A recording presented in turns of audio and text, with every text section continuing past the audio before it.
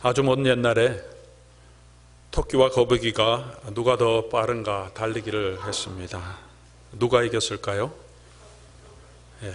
토끼가 이겼습니까? 아니죠. 거북이가 이겼죠. 어떻게 이겼습니까?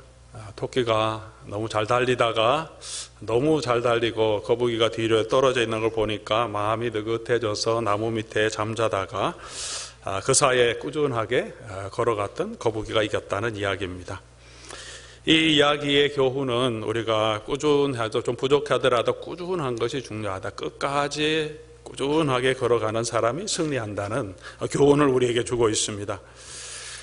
토끼가 경주에 진 것이 너무 속상해서 골똘히 생각하다가 거북이에게 다시 경주를 신청했습니다. 거북이가 그것에 응했습니다. 이번에는 누가 이겼을까요? 이번에는 토끼가 이겼습니다. 토끼가 지난 경주를 거울 삼아서 이번에는 끝까지 열심히 달려서 아주 빠르게 또 큰 격차를 내고 이겼습니다. 이 이야기가 주는 교훈은 뭘까요? 빠르고 그렇지만 꾸준하게 하는 사람은 훨씬 더 많은 성과를 얻을 수 있다는 것입니다. 거북이가 다시 생각에 잠겼습니다. 지금 같아서는 토끼를 이길 수 없는데 어떻게 하면 좋을까 고민하다 제 경기를 제안했습니다. 경로를 조금 바꿨고 토끼가 흔쾌히 동의했습니다. 토끼 열심히 달려서 지난번처럼 아주 많은 차이를 내고 달려갔는데 결승점에 가까이 가다 보니까 결승점 앞에 큰 강이 있었습니다. 토끼가 어떨 줄 몰라 발을 동동 구르고 있는 사이에 거북이는 걸어와서 여유 있게 강을 헤엄쳐 가서 결승점에 먼저 도착했습니다. 이 교훈이 주는 것은 좀 부족하더라도 자기에 맞는 게임을 하면 이긴다. 그렇죠? 자기에 맞지 않는 게임이 아니라 우리가 자기에 맞는 것, 자기의 장점을 살리면 이길 수 있다는 것입니다. 네 번째, 이제 토끼와 거북이가 많이 친해져서 친구가 돼서 마지막으로 우리가 경주를 다시 한번 하자. 그렇게 해서 경주하기 시작했습니다. 이번엔 팀으로 하자 그랬습니다. 같은 코스를 둘이 출발합니다. 토끼가 강까지 가기 전에 거북이를 업고 같이 달려갑니다. 강에 도착하자 이제 거북이가 토끼를 업고 건너갑니다. 그리고 결승점까지 도착했습니다. 이전보다 훨씬 빨리 갔고 시간을 단축했고 가는 길도 즐거웠다. 그렇게 말합니다. 이 교훈은 무엇입니까? 우리가 개인 역량이 아무리 뛰어나더라도 우리가 서로 부족한 것을 보충하면 시너지가 일어나서 하는 일도 즐겁고 훨씬 더 좋은 성과를 얻을 수 있다. 그런 이야기입니다. 경영을 할 때 또 기업에서 또 사람들에게 어떻게 성공할 수 있을까 하는 이야기를 하면서 만들어진 교육적인 이야기입니다. 제가 오늘 이 말씀을 먼저 드리는 이유는 무엇일까요? 우리 인생은 경주라는 것입니다. 세상을 살아가고 있는 모든 사람들은 이 인생의 경주에서 자기의 가장 적합한 일, 또 어떻게 하면 최선을 다해서 이 경주에서 승리할 수 있을까 고민하며 노력하고 있다는 것입니다. 우리 인생은 우리에게 이미 주어진 경주입니다. 우리가 선택할 수 있는 것이 아닙니다. 내가 싫다고 힘들다고 나는 이 인생의 경주를 안 하겠다 할 수 없는 것이죠. 우리는 이미 인생이 주어졌고 이제 달려갈 길만 우리에게 남았습니다. 그러므로 열심히 성공적으로 사는 것은 참으로 중요한 것입니다. 마찬가지로 우리의 신앙도 그러합니다. 오늘 바울은 이 본문에서 우리의 신앙을 달리기 경주에 비교합니다. 경주에 임한 것으로 비유하고 있습니다. 이 경주를 성공적으로 마치고 우리에게 주어진 그 예비된 상을 얻기 위해서 우리가 달려가자. 그렇게 사도 바울은 고백하고 있습니다.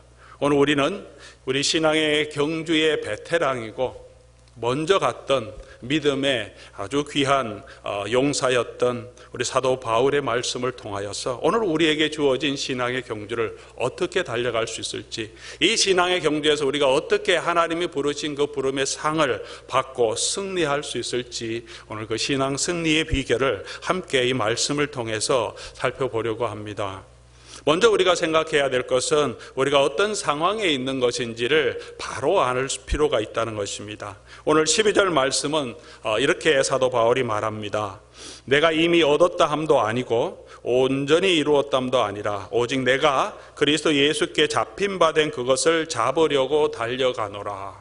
두 가지 사실을 우리가 발견할 수 있습니다. 우리 자신의 또 성도의 신앙에 대해서. 첫 번째는 사도 바울은 내가 그리스도께 잡힌 자 되었다 그렇게 말합니다. 잡힌 자 되었다. 이 잡힌 자 되었다는 것은 포로를 사로잡을 때 사용하는 말입니다.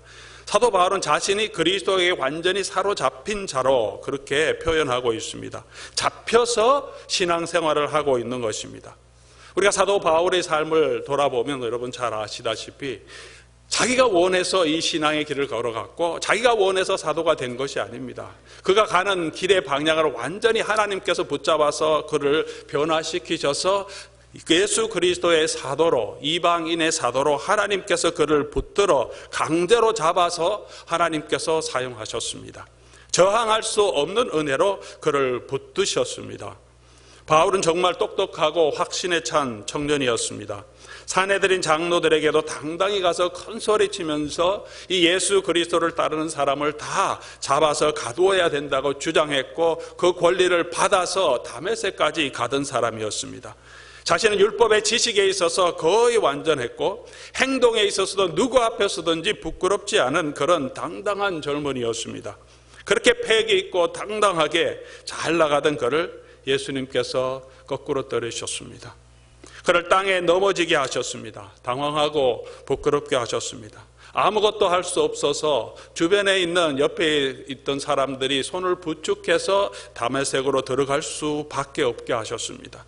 볼 수 없게 하셨습니다. 3일 동안 먹지도 마시지도 않고 엎드려 있을 수밖에 없도록 하나님께서 그를 넘어뜨리시고 그리고 그를 붙들어서 그에게 사명을 주시고 예수 그리스도의 종, 예수 그리스도의 사명자가 되게 해주셨습니다. 이것이 신앙의 가장 중요한 원리이며 믿음의 본질입니다. 기독교의 신앙은 우리가 자신이 하나님을 찾아가는 것이 아닙니다. 하나님께서 죄인인 나를 찾아오셔서 은혜로 나를 붙들어서 나로 하여금 예수 그리스도를 알고 믿고 예수 그리스도의 종으로 세워 가시는 일입니다. 저와 여러분이 그런 삶이 아닙니까? 우리 신앙이 그렇게 되어서 하나님께서 은혜로 우리를 붙들어 주셔서 붙잡혀서 오늘 이곳에 이 자리에 앉아서 우리가 예배를 드리고 우리 하나님을 찬양하고 있지 않습니까? 가만 놔두면 믿지 않을 나를, 가만 놔두면 내 마음대로 살아갈 수밖에 없는 나를 하나님께서 강권적으로 붙들어서 이끌고 하나님께서 이곳으로 오게 하셨습니다. 때로는 사업의 실패 때문에 하나님께서 나의 자만함을, 나의 세상에 의지하던 것들을 다 내려놓게 하시고 하나님께로 이끄실 때가 있습니다. 때로는 육체의 질병 때문에 하나님께서 나를 넘어뜨리기도 하십니다. 때로는 그냥 환경 때문에 하나님께서 그 환경으로 몰아가서 교회로 오게 하시고 복음을 듣게 하십니다. 때로는 옆에 있는 가족이나 배우자의 강청으로 인하여서 끌려서 이 자리에 나올 수도 있습니다. 그렇게 잡혀와서 보니까 그것이 은혜더라는 거죠. 내가 이렇게 끌려와서 보니까 이것이 하나님의 은혜였구나 것을 깨닫고 그 은혜 가운데로 점점 들어가는 것이 신앙인 것입니다. 오늘도 이 자리에 아내 때문에 또 친구 때문에 끌려 나오신 분이 혹시 계시면 여러분에게 주신 하나님의 은혜가 크시다는 것을 믿으시기 바랍니다. 하나님 여러분 사랑하시고 하나님 계획하셨기 때문에 오늘 이 자리에 끌려 나오게 되신 것이고 하나님은 그렇게 여러분을 끌고 가시면서 믿음 가운데 자라갈 수 있도록 하나님께서는 오늘도 역사하시는 줄 믿습니다. 그런 축복이 오늘 저와 여러분에게 풍성하게 임하기를 주님의 이름으로 소원합니다. 그런데 우리의 현실은 예수 그리스도께 잡혀 있지만 우리는 여전히 가야 할 목표가 있고 우리는 경주 중에 있다는 것입니다. 12절 말씀에서 우리가 이미 얻었다 함도 아니고 아직 온전히 이루었다 함도 아니라고 사도 바울은 말합니다. 이미 구원을 다 얻어서 이제 마음 편하게 살 수 있는 것이 아니고 우리가 이미 온전하게 되었다고 생각해서도 안 되고 구원의 확신이 없어서가 아니라 사도 바울은 그의 삶이 아직도 끝나지 않았기 때문에 여전히 그가 바라보고 추구해야 될 목적이 있기 때문에 그것을 잡으려고 달려간다 그렇게 말합니다. 우리가 하는 어떤 행동이 신앙적인 삶이 그것을 통하여서 내가 이미 하나님의 구원을 얻었기 때문에 나는 지금 그냥 편안하게 살아도 된다는 것이 아니고 어느 정도 영적인 성숙에 이르렀기 때문에 그렇게 생각하는 자만에 빠지지 말라고 사도 바울은 우리에게 경고합니다. 이 정도면 나는 괜찮아 하는 그런 신앙은 없다는 것입니다. 이 정도면 나는 이제 더 이상 노력하지 않아도 돼. 구원의 확신도 있고 교회 봉사도 열심히 하고 신앙 인격도 좀 괜찮고 이 정도 살았으면 이렇게 이제 살다가 하나님 앞에 갈 수 있겠지, 그렇게 생각할 수도 있습니다. 하지만 그런 생각은 우리가 가질 수 없습니다. 왜냐하면 우리의 삶의 목적은 그저 어느 정도 믿어서 천국에 가는 것이 아니기 때문입니다. 그것이 사도 바울의 삶의 목적이 아니었습니다. 2002년 한일 월드컵 때 스페인을 꺾고 한국이 8강에 진출했을 때 히딩크 감독이 한 유명한 말이 있습니다. I'm still hungry. 내가 아주 여전히 배가 고프다. 8강까지 갔으면 많이 한 거죠. 월드컵의 본선에서 1승이 목표였습니다. 1승 이루었습니다. 예선 통과가 목표였는데 예선 통과했습니다. 예선 통과했는데 16강까지 갔습니다. 그 정도면 더 이상 바랄 것이 없는데 이 히딩크 감독이 나는 여전히 배고프다고 우리 선수들을 격려합니다. 모든 우리 한국민들을 격려하죠. 우리가 더 할 수 있구나. 더 많은, 더 큰 영광을 우리가 추구해야 되겠구나. 그래서 우리 선수들도 우리가 더 하자, 그런 열정을 가졌고 온 국민도 우리가 4강까지도 갈 수 있다, 우리가 더 하자 열렬히 응원하게 되었습니다. 그거로 만족할 수 있는 것이 아니라 더 하자, 그런 열정을 우리에게 부어준 아주 유명한 말씀이죠. 사도 바울도 그런 신앙을 가지고 있었습니다. 그만큼 수고했으면, 사도 바울만큼 수고했으면 할 만큼 한 사람이죠. 그러니까 누구보다 더 헌신하고 더 수고하고 더 많이 말을 맞고 더 많이 고생했다고 스스로 얘기하고 있습니다. 그런데 그 모든 것을 내려놓고 그는 여전히 영적인 배고픔에 목말라 있습니다. 더 예수 그리스도를 알아가기를 원합니다. 그것이 성도의 삶이고 그것이 신앙인의 삶의 목표여야 한다고 사도 바울의 간증을 통해서 저와 여러분에게 말씀해 주고 있습니다. 구원을 잃을 수도 있다는 불안감에서 긴장의 끈을 놓지 않고 신앙생활하는 것이 아닙니다. 우리를 구원하신 그 은혜로 우리를 붙들어준 그 예수 그리스도를 조금 더 알기를 원하고 그것에 붙잡힌 바 된 그것을 조금 더 나도 붙들기 위해서, 그 은혜를 내가 조금 더 알기 위해서, 예수 그리스도의 모습을 조금 더 닮아가기 위해서 그 사랑과 그 열정이 그를 움직여서 걸어가게 하는 삶이다, 그렇게 말하고 있습니다. 우리가 예수 그리스도의 은혜를 알면 알수록 더 알고 싶고, 봉사하면 봉사할수록 더 봉사하고 싶은 그런 마음을 하나님께서 저와 여러분에게 주시고, 그것이 성도의 삶의 본질인 것을 오늘 사도 바울은 저와 여러분에게 말씀해 주고 있습니다. 우리 사랑하는 성도 여러분, 저와 여러분에게도 이런 열정이, 여전한 영적인 갈망이 풍성하기를 주님의 이름으로 축원합니다. 사도 바울은 예수 부활의 권능을 덧입기를 원합니다. 단순히 이 세상에서 잘 먹고 잘 사는 것으로 만족하고 내 문제가 해결되는 것으로 만족하는 신앙생활이 아니라 그런 예수의 죽으심을 덧입고 궁극적으로 예수 그리스도의 부활을 덧입기 위해서, 부활의 능력에 동참하기 위해서 살아간다, 그렇게 말하고 있습니다.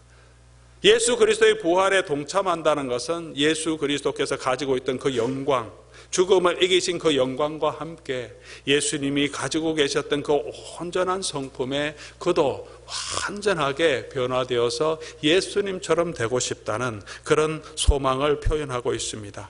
예수님처럼 사랑하고, 예수님처럼 겸손하고, 예수님처럼 순종하고, 예수님처럼 온유하고, 예수님처럼 신실하고, 예수님처럼 오래 참고, 예수님의 장성한 분량이 충만한 데까지 이르도록, 또한 예수 그리스도의 성품뿐만이 아니라 예수님의 부활의 권능까지도 닮아가서 우리의 삶의 죽음을 넘어서서 부활의 소망을 가지고 예수님이 영광스럽게 부활한 그 모습처럼 우리도 변화되어서 하나님의 영원한 천국에서 영광스럽게 하나님과 교제할 그 날을 바라보면서 그는 달려가고 있다고 말하고 있습니다.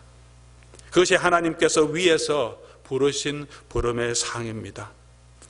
우리가 이 인생의 모든 신앙의 여정을 마쳤을 때 하나님께서 저와 여러분에게 착하고 충성된 종아라고 우리를 칭찬해 주실 것입니다. 생명의 면류관을 우리에게 씌워 주실 것입니다. 반드시 행하신 대로 행한 대로 갚겠다고 하신 그 하나님께서 저와 여러분에게 축복을 해 주시고 예비된 상을 허락해 주실 줄 믿습니다.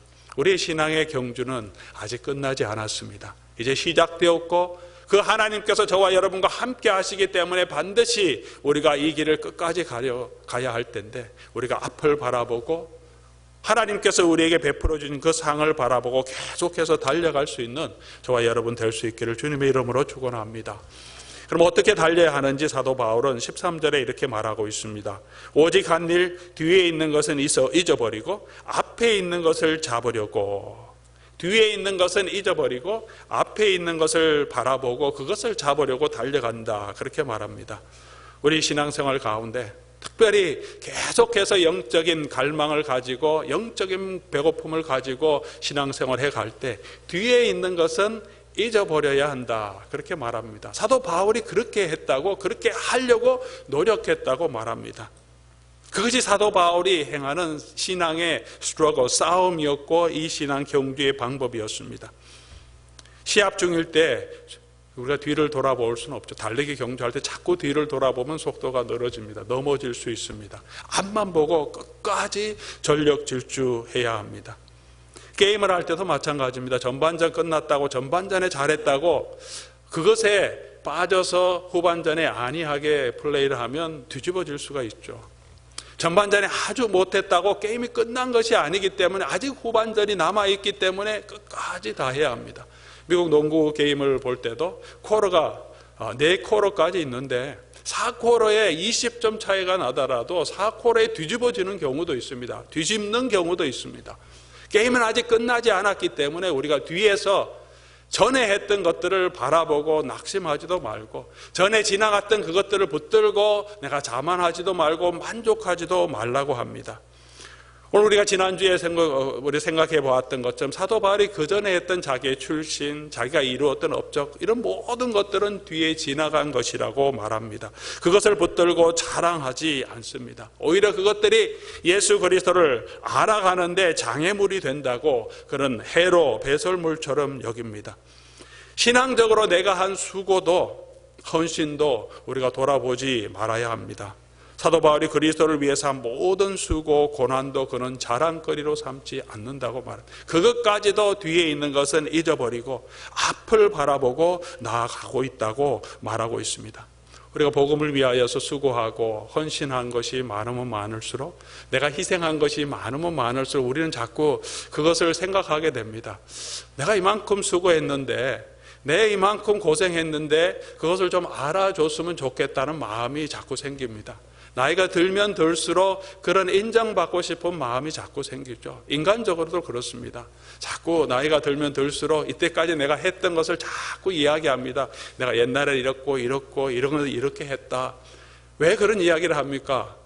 사람들이 내가 어떻게 살았는지, 내가 무엇을 했는지 좀 알아주기를 바라는 마음이 있기 때문이죠. 신앙생활도 마찬가지인 것 같습니다. 그러나 우리가 정말 사도 바울처럼 우리가 살아가기 위해서는 뒤의 것은 잊어버리고 앞의 것을 바라보고 지금 현재 내게 주신 하나님의 은혜를 붙들고 앞으로 내가 가야 할 그곳을 바라보면서, 하나님이 주시는 그 상급을 바라보면서 앞으로 달려가는 자가 되자, 그렇게 해야 된다고 말하고 있습니다. 많이 고생하면 고생할수록, 많이 섬기면 섬길수록 뒤에 있는 것은 더 잊어버리도록 노력해야 합니다. 사도 바울은 그 일을 하기 위해서 자기 몸을 쳐서 복종시킨다, 그렇게 말합니다. 사도 바울도 사람이었기 때문에 그를 인정하지 않고 그를 폄훼하는 사람들을 보면 마음도 답답하고 화가 날 때도 있었던 것 같습니다. 그의 편지에 언뜻언뜻 그의 마음, 그의 분노가 표출되기도 합니다. 하지만 그 자신을 쳐서 복종시키고 오늘 본문처럼 그가 했던 모든 것은 뒤로 내려놓고 여전히 그와 함께 하시는 하나님, 여전히 그가 해야 될 그 사명, 예수 그리스도를 알아가는 그 일에 자신을 다 바쳐서 수고하며 달려가기로 그를 격려합니다. 사랑하는 성도 여러분, 우리가 과거에 어떤 일을 했든지 그것은 그대로 의미가 있습니다. 다 잊어버릴 수 있는 것은 아니죠. 우리 전인권 씨의 노래처럼 지나간 것은 지나간 대로 어떤 의미가 있습니다. 하지만 그것에 붙잡혀서 그것을 바라보고 살아가는 신앙이 되지는 마시기 바랍니다. 앞을 바라보고 하나님께서 우리에게 주신 그 은혜를 바라보고 상급을 바라보고 계속해서 전진해 갈 수 있기를 바랍니다. 여기서 잊어버리다 이 단어는 분사로 기록되어 있습니다. 현재 분사로 기록되어 있는데 헬라어 문법에서 현재 분사로 기록된 것은 그 행위의 태도가 계속해서 그 일을 하는 일을 말합니다. 한 번 하는 것이 아니라 계속해서 잊어버리는 거죠. 계속해서 우리가 했던 것은 잊어버리고 이미 지나간 것은 지나간 대로 두고 지금 내게 주신 은혜를 붙들고 과거에 실수했으면 그것은 놔두고 지금 내가 하나님의 은혜를 붙들고 과거에 잘했던 것도 놔두고 지금 내게 주신 은혜를 붙들고 앞으로 내가 가야 할 그 길을 바라보고 나아가는 저와 여러분이 되어라, 그렇게 격려하고 있습니다. 왜냐하면 우리에게 가야 할 길이 있고 아직 마쳐야 할 경주가 있기 때문입니다. 그래서 뒤에 있는 것을 잊어버리고 앞에 있는 것을 잡으려고 달려간다, 그렇게 말합니다. 이 달려간다는 말을 사도 바울이 12절에도 말하고 있고 14절에도 말하고 있습니다. 경주자라는 거죠. 우리는 달려가야 하는 것입니다. 느릿느릿 산책하면서 걸어가는 신앙생활이 아니고 열심히 앞을 바라보고 예수 그리스도께서 주신 그 은혜의 상급을 바라보고 달려가는 삶이 되어야 합니다. 거친 폭풍우가 불어오는 골짜기도 우리가 지나가야 합니다. 밀려오는 파도를 헤치고도 앞으로 나가야 할 때가 있습니다. 우리가 세상과 같은 방향으로 간다면 삶에 어려움이 없다고 생각할 때도 있습니다. 하지만 그렇지 않습니다. 세상과 같은 방향으로 가더라도 어떤 인생의 목적을 가지고 가더라도 인생의 고난이 있고 어려움이 있는 것은 다 동일합니다. 예수 믿지 않는 사람도 인생의 환난과 고난이 있습니다. 중요한 것은 우리가 무슨 방향을 가지고 어떤 방향을 가지고 어떤 목적을 가지고 살아가는가 하는 것입니다. 신앙생활 대충 하면 우리 인생에 어려움이 없는가? 그렇지도 않습니다. 인생 자체가 경주고 살아가야 하는데 중요한 것은 무엇이 바른 경주고 무엇이 우리를 바른 목적지로 이끌어가는가 하는 그 차이밖에 없습니다. 오늘 사도 바울은 우리가 경주에 임했기 때문에 바른 목적, 영원한 목적, 영광스러운 그 목적, 우리를 영원한 하나님의 나라로 이끄는 그 목적을 바라보면서 오늘도 열심히 경주하라고 우리를 권면하고 있습니다. 우리가 달려갈 길, 우리가 달려가야 할 이 사명은 어떤 사명입니까? 우리가 예수 그리스도를 바라보고 신앙의 경주를 하는 이 경주의 삶이 때로는 수고롭고 어려운 삶인 것은 사실입니다. 내가 수고해야 하고 희생해야 하는 것은 사실입니다. 달린다는 그 비유 안에 그 뜻이 포함되어 있습니다. 느긋하게 할 수 없고 우리가 모든 것을 쉬고 내가 하고 싶은 거 다 하고 할 수 있는 것이 아니라는 거죠. 달릴 때는 다리가 아프고 숨이 헐떡거리더라도 계속해서 달려야 하는 그런 고통이 포함되어 있고 그런 끈기와 그런 인내와 그런 수고가 있어야 한다는 것을 포함하고 있습니다. 그런데 이 달린다는 표현이 비유적으로 하는 거죠. 우리가 어떻게 하는 것이 신앙의 경주를 달리는 것이고 우리는 무엇을 향하여 달려가고 있습니까? 우리가 달려가는 방향은 예수 그리스도께로 달려가는 것입니다. 예수 그리스도의 품으로 달려가는 것이 저와 여러분의 경주입니다. 우리가 달려가는 것은 그냥 향방 없이 달려가는 것이 아니고 우리가 애쓰는 이 애씀은 신앙의 애쓰면 그냥 내가 혼자서 애쓰는 것이 아니라 우리는 예수 그리스도께로 달려가는 것이고 우리의 애씀은 예수 그리스도의 은혜를 붙들기 위해서 애쓰는 것입니다. 그러므로 우리가 이 걸음을 달려가면 달려갈수록 예수께 가까이 가면 가까이 갈수록 예수님께서 저와 여러분에게 주시는 은혜, 여러분에게 주시는 안식이 있다는 것입니다. 이것이 신앙의 경주의 비밀입니다. 고생하면 고생할수록 주님께 더 가까이 가기 때문에 주님께서 저와 여러분에게 안식을 주십니다. 평화를 주십니다. 힘을 주십니다. 다 내게로 오라, 내가 너희를 쉬게 하리라 하셨습니다. 내가 내 것을 붙들고 내 힘으로 하려고 할 때는 고생과 수고가 있습니다. 하지만 우리가 주님께로 달려갈 때 주님을 붙들 때 힘든 그 신앙의 삶 가운데 하나님이 주시는 능력과 은혜가 있습니다. 그것이 우리가 달려가야 할 곳입니다. 우리는 광야로 달려가는 것이 아니라 그 광야 가운데서 반석 위에 서 계신 예수 그리스도를 향해 달려갑니다. 광야 가운데 샘물이 되어주시는 그 예수를 향하여 달려가는 것이 저와 여러분의 신앙의 상입니다. 그렇기 때문에 사도 바울이 기쁨으로 이 경주를 할 수 있습니다. 부르심의 상이 있기 때문에 하나님이 주시는 그 구원의 기쁨, 예수 그리스도를 아는 그 지식의 고상함으로 그런 가고 있기 때문에 그 고생과 그 수고와 그 매맞음을 감수하고라도 그는 달려갈 수 있었던 것입니다. 우리가 달려가는 그 길은 우리 본향이고 그 본향에 서 계신 아버지의 품으로 달려가는 길입니다. 탕자가 먼 타국 땅에서 아버지의 집을 바라보며 돌아오는 여정과 같은 길입니다. 힘들고 지치고 어려운 여정을 수천 킬로미터를 걸어와서 허덕허덕 오는데 아버지의 집이 보이고 그 앞에 서 계신 아버지, 그를 향해 달려오고 있는 그 아버지의 모습이 보일 때 탕자의 다리에 다시 힘이 나고 그 가슴 속에 기쁨이 있고 그 신앙의 경주를 끝까지 달려갈 수 있는 힘을 얻게 되는 것입니다. 그것이 오늘 저와 여러분이 당하는, 우리가 임하고 있는 이 신앙 경주의 비밀입니다. 오늘 우리의 눈을 열어서 우리 아버지 하나님의 나라를 바라보고 하나님이 우리에게 주시는 그 하늘에서 주시는 상급을 바라보고 우리 주 예수 그리스도를 바라보고 달려가는 저와 여러분 될 수 있기를 주님의 이름으로 축원합니다. 15절 16절에서 사도 바울은 말합니다. 완전한 자들이 있다면, 성숙한 자들이 있다면 그렇게 생각하라. 여러분, 오늘 이 새벽, 이 아침에 오신 여러분들, 신앙의 성숙한 분들이라고 생각하면 우리 모두가 이렇게 생각해야 합니다.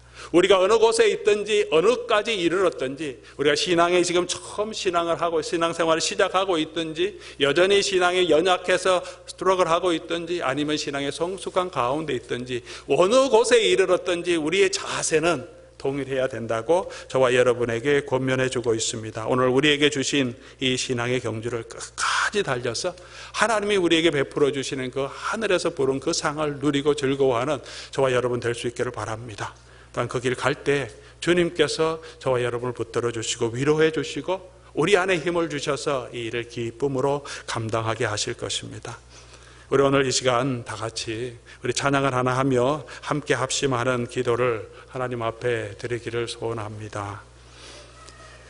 우리 어렵지 않은 찬송입니다. 아무것도 두려워하지 말라. 주 나의 하나님이 지켜주시니.